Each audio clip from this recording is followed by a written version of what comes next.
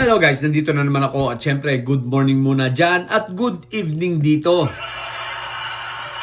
Okay, eto guys pag-usapan natin ngayon about naman dito sa ilang araw na ito na talaga namang napakadaming mga didilis, no? Ang nagsasabi na wala raw naman palang ebidensya ang ICC at wala raw naman palang mga testigo kaya ngayon pa lang sila nananawagan. At ito ay kanilang pinagpepestahan ang kanilang kabobohan.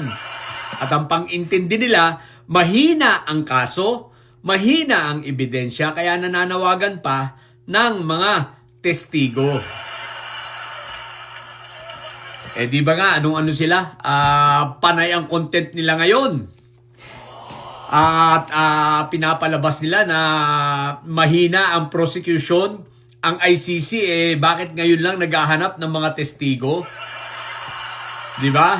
Okay, at ito ay ating liwanagin at bigyan natin ng ito ay para sa aking opinion. Bukod sa aking opinion, narinig ko rin ito kila Attorney Dean Santa Maria at sa iba pang mga international law experts about sa syempre ibang-iba nga naman, hindi po katulad ng sa batas natin at sa sistema natin dito sa Pilipinas ang pagpapatakbo ng ICC. Magkaiba po yan, okay? So sa ICC po pala, hanggat hindi pa nagsisimula ang hearing, pwede pang magdagdag ng mga witness. Eto yun guys. Eto yun. Ang kabubuhan ng mga didilis, akala nila mabuti sa kanila yun. Hindi nila alam na napapasama pa sa kanila, lalo na sa kay Fentaboy, itong pananawagan na ito ng ICC. Bakit po? Dahil sa panawagang ito ng ICC, ang katotohanan dito, lalo talaga nilang ibabaon, ito yung pagpapatunay na lalo nilang ibabaon si Fentaboy sa kaso sa kinalulugmukan nitong kaso. At hindi ito maa-acquit. Bakit? Bukod sa matibay na ang hawak na testigo, testimonya at kaso ng prosecution team, naghahanap pa sila ng mga interesado pa at gusto pa. Bakit?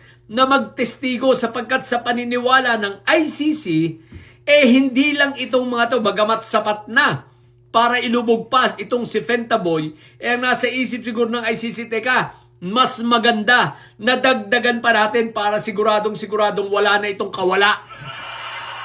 Hindi lang walang kawala, kundi mabigyan ng hustisya ang mas marami pa. Ibig sabihin, mabaon pa lalo. Bakit naman nila, ang tanong, bakit naman nila gustong ibaon ng gusto si Fentaboy? Paano nung hindi nila ibabaon? Mayayabang ang mga didilis. Paano hindi ibabaw ng ICC si Fentaboy na ito ay malugmok talaga at tawag nito? Malugmok ng matagal, masentensya ng mahaba-habang panahon na hindi na ito makakauwi at talagang ito ay iuuwing nasa garapon na, dahil sa mga kayabangan nitong mga followers ng didilis. Hanggang ngayon hindi na sila natuto.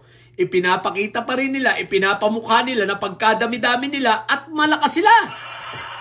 Katunayan, meron pang isang didilis itong itago natin sa pangalang Grecopal. Anong ginawa? Sumulat-sulat pa kay Trump. Akala naman ay papansinin ng Trump, teka, Greco, sino ka baga? Wala kang appeal Sino ka ba? Wala ka. Nanawagan nga kayo ng rally, di ba ikaw para kang anga-anga na namimigay ng flyers para lang may sumama at tumigil sa inyo dyan sa rally sa may Ross Boulevard? Di ba? Para ka lang anga, walang pumapansin sa'yo, tapos susulat ka pa kay Trump. Ang lakas ng tama mo, Greco. Ano bang tinira mo? Palumpalo ka. Tapos eto, nagpaperma-perma pa sila ng hanggang ngayon yata yung target nilang 500,000 na perma. Iilan pa lang, 14,000. Diyos ko po, Rudy.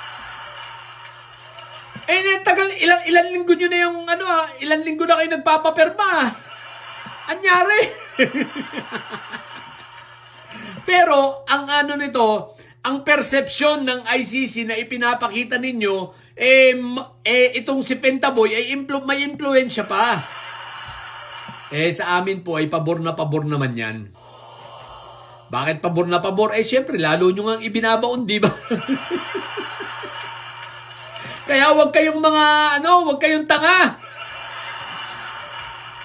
No?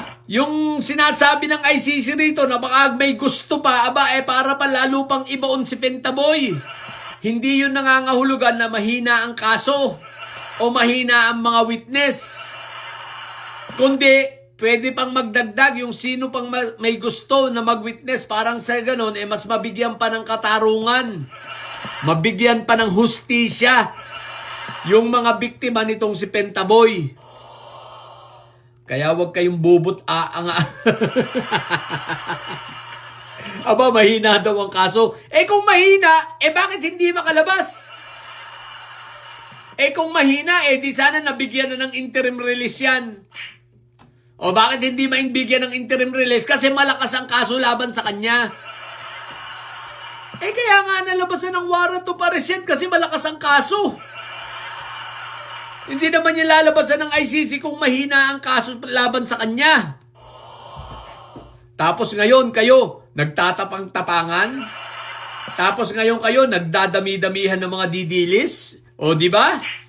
Akala nyo naman, pipigilan namin kayo. Sabi ko nga sa inyo, peperma pa kami. Dadagdag pa kami ng perma para makarami na kayo.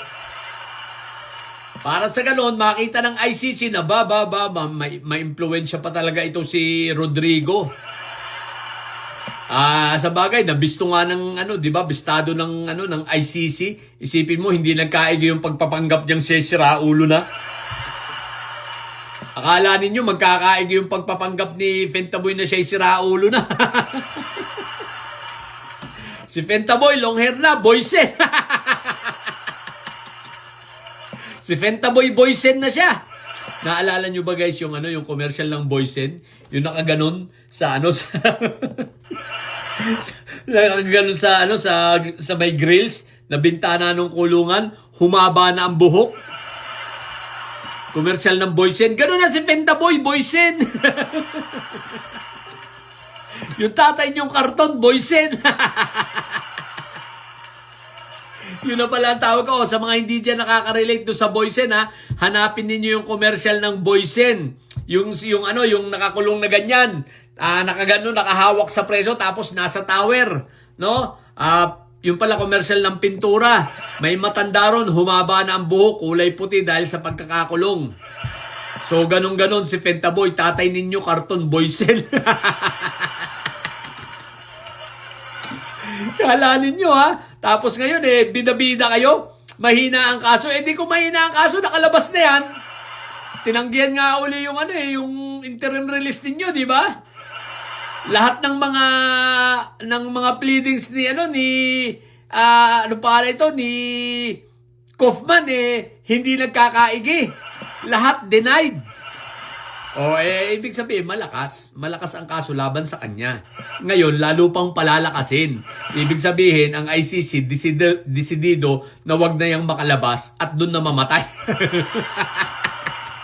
Yung tatay niyong karton, mamamatay na lang yun doon. Tuwan-tuwa ako. Kaya huwag kayo kaanga. So yun lang. Akala ninyo sa mga bubundidilis dyan at may sayad, ang tatay nyo ay karton, boysen. Matili kayo may sayad. Sa mga may sayad ay laging high blood. Bye!